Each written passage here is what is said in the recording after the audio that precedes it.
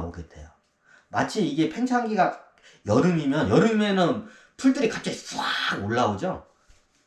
도입기는 마치 이게 저기 본 것 같아요. 봄에는 씨를 뿌리면 새싹이 살짝 트죠. 그렇죠? 이제 여름에는 그 새싹이 확 자라죠. 이제 이게 팽창기죠. 그리고 정체기는 마치 가을 것 같아요. 정체기는 어떻게 이제 모든 게 멈춰요. 이제 곡식이 무르익고 모든 게 이제 풀들이 더 안 자라고 이제 딱 이제 이게 이제 오히려 이제 벼도 이제 고개를 숙이고 이제 이제 성장을 멈춰요. 이게 정체기예요.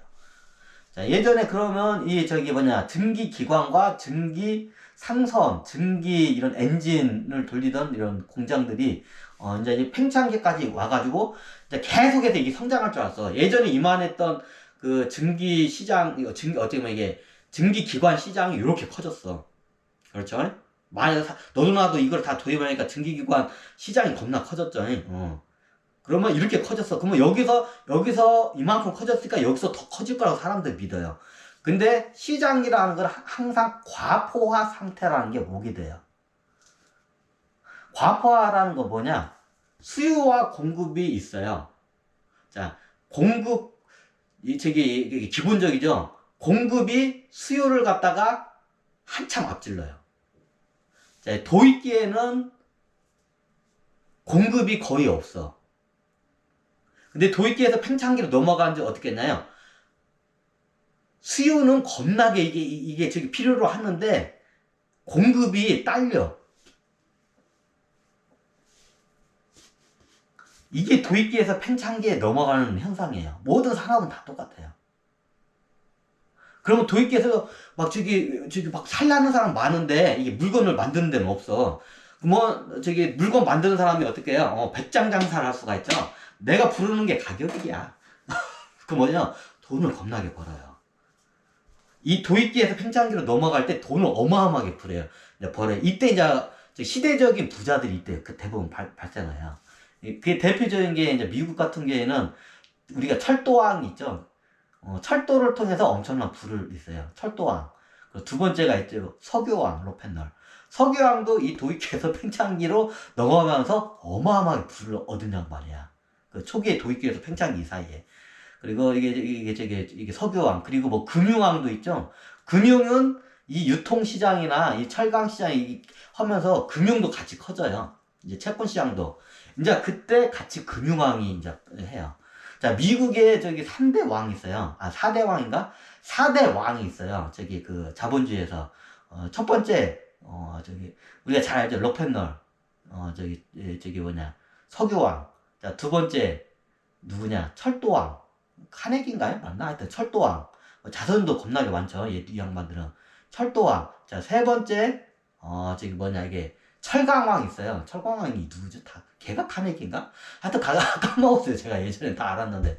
자, 철강왕이 있어요. 이게 3대. 그 다음 네 번째가 누구냐? 금융왕.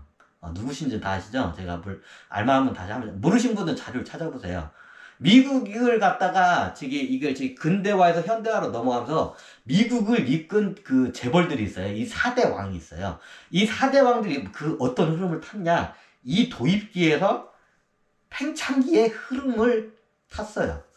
도입기에서 팽창기로 가는 과정에는 수요는 물건을 생산하는 거는 딸리는데 막 그걸 원하는 사람들 엄청나게 많아.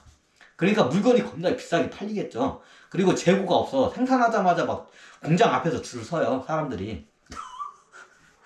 이게 도입기에서 팽창기로 넘어가는 시기예요. 어느 시대인지 다 똑같아요. 우리 감자가 또 어디 아픈가? 왜 도입기와 팽창기가 여기서 왜 빨간색으로 제가 표시하냐면, 이때 이제 불이 확 피듯이, 이때 이제 부가 이제 확 펴요, 그냥. 진짜 불꽃 터지듯이 어마어마한 부가 터져요, 이때. 모든 우리나라 이병철 회장도 그렇고, 정주영 회장도 그렇고, 이 도입기에서 팽창기 이 시기를 잘 타가지고 거부가 된 양반들이야. 우리나라 재벌 대표적인 사람 두 사람을 뽑으라면, 이병철 회장님하고 정주영 회장님 두 양반이죠. 이 양반이 정확히 도입기에서 팽창기를 들어간 거예요. 아니, 예전에 자동차나 전자제품 저쪽에서 이름이 있었는데, 예, 세계적인 관점에서 봤을 때 이런 전자 제품이나 중공업 이게 이제 미국 쪽에서는 그쪽에서는 이게 정체기에서 소멸기로 들어가는 데 있어요. 자, 우리나라가 이게 보면 크게 몇 가지 산업이 우리나라에 그 70년대 박정희 대통령부터 산업 육성을 고부가가치 산업을 육성을 해요. 자, 잘 보세요. 자, 그 예전에는 뭘 했냐? 그 봉제 공장이나 아니면 가발로 해가지고 이렇게 머리 이렇게 해가지고 뭐 이게 굉장히 간의 수공업적인 그 상품으로 그게 효자 상품이었어요. 수출 상품이었어요.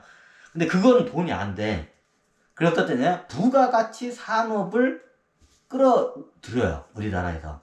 그게 뭐냐면 중공업이에요. 그래서 포스코가 그 당시에 탄생을 해요. 그래서 중공업을 해서 우리나라가 먼저 일어나요. 중공업은 뭐냐? 쇳덩어리, 무거운 거, 철덩어리로 된 제품들. 철을 제일 많이 쓰는 산업이 뭐냐? 조선이에요. 어마어마한 배들이 다 철덩어리야. 두 번째 자동차, 세 번째 뭐 건설기계, 뭐 건설 장비, 건설 이런 빔이나 뭐 이런 철강제, 요런 게 다 중공업 쪽이에요. 거기에서 최고 기초적인 게 포스코가 이제 그걸 이제 그래서 도입을 한 거예요. 우리나라 같은 경우에는 현대 정주영 회장이 자동차 회사나 조선소로 해서 겁나게 돈을 많이 벌죠. 중공업이에요. 국가기관 사람으로 7, 80년대 해가지고 80년대 해가지고 겁나게 돈을 어마어마하게 벌죠. 그때가 도입기에서 팽창기 했던 거예요. 그러면 지금 우리나라 조선은 어떤 게 여러분들이 봤을 때 어떠나요? 우리나라 지금 봤을 때 지금 정체기에 와 있어요. 여기 보시죠. 정체기에서 이제 소멸기로 넘어갈지 안 넘어갈지는 이제 이거 어떤 선택을 하냐 기업들에 따라서 소멸기로 넘어갈 수도 있고 여기서 하이테크 상으로 이제 넘어갈 수도 있어요. 이게 좀 틀려요, 이게 시대에 따라서. 근데 정확한 건 현재 배로서는 우리나라는 정체기 끄트머리 왔어. 이제 소멸이 되냐 아니면 여기서 한 단계 점프를 하냐 이제 그 입구에 딱 와 있어요. 우리나라 조선소 같은 경우는. 자, 여러 사례를 보면 이게 보이죠? 그러면 예전에 미국은 막 그때 우리나라에서 중공업 할 때 걔네들은 다 철강 회사들 망하고 막 그랬는데요. 네. 그 나라 입장에서는 나라마다 입장이 다 틀려요. 그래서 이게 나라마다 그 입장이 틀려요. 자, 이게 예를 들어 조선소 하나를 볼게요. 조선소 하나를 볼게요. 예전에 정주영 회장이 말도 안 돼. 1달러에 골리앗 크레인이라고 엄청난 크레인이 있어요. 그걸 1달러에 사와요. 1달러에 사온다는 계약서상에 어쩔 수 없이 써가지고 1달러는 하여튼 거의 헐값에 거의 사와요, 그냥. 그래가지고 그걸 갖다가 우리나라 조선소에 이걸 꽃을 피워요. 유럽에서 그걸 사와요. 유럽 어떠는. 근데 유럽은 조선소가 어떻게 해요? 소멸기 했어요, 그 당시에. 조선 사업이.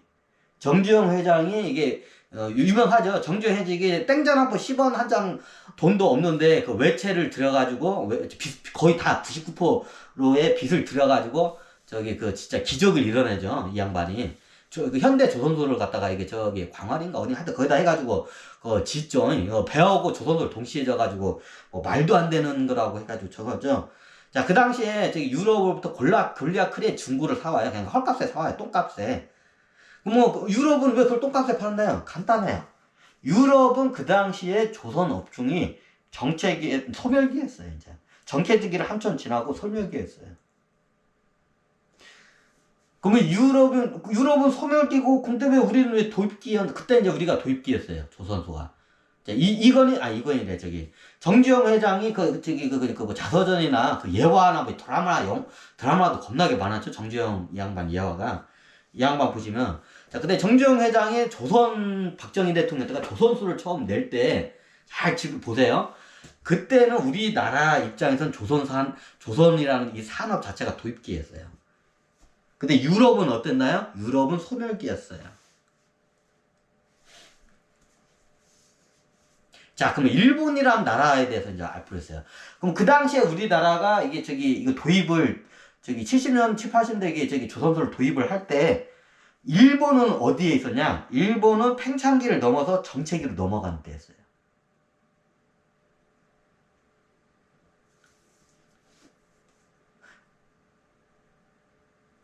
자, 조선 산업에 대한 역사 하나만 딱 보고 도입기, 팽창기, 정체기, 소멸기에 대해서 한번 우리가 알 필요가 있어요. 자, 이거는 봉이 없나? 봉이 없구나. 아이고. 자, 도입기, 팽창기, 정체기, 소멸기. 이게 국가에 따라 틀려요. 뭐 현대 관점에서 한번 볼게요. 자, 저 거의 조선소가 저기 유럽은 거의 아예 소멸을 해서 없어졌어요. 조선 산업 하나만 보면 영국이래. 유럽 전체적인 영국이나 이쪽은 조선 자체가 그냥 소멸했어요. 뭐 얘네들은 저기 비싼 배 있잖아요. 뭐 요트 같은 거 그런 것만 좀 생산을 하지. 나머지는 다 소멸을 했어요, 실질적으로. 이 조선 산업에 보면 조선이 최고 이게 유럽에서 이게 미국으로 넘어갔다가 미국에서 우리 아시아 쪽으로 넘어와요. 조선 산업이 일본으로 넘어왔다가 일본에서 우리나라에서 지금 중국으로 넘어갔어요. 실질적으로 조선 산업이. 조선의 태양이 떠요. 조선 산업이. 왜 조선 산업이 그렇게 움직이는지 그거는 여러 가지 각도에서 그 경제적인 상황이나 국가적인 그 입장에 따라 그게 틀려요. 자, 유럽이 예전에 저기 식민지 국가 있을 때 배를 당연히 전 세계 무역 루트를 다 장악했고 조선 산업이 이게 당연히 발달했겠죠.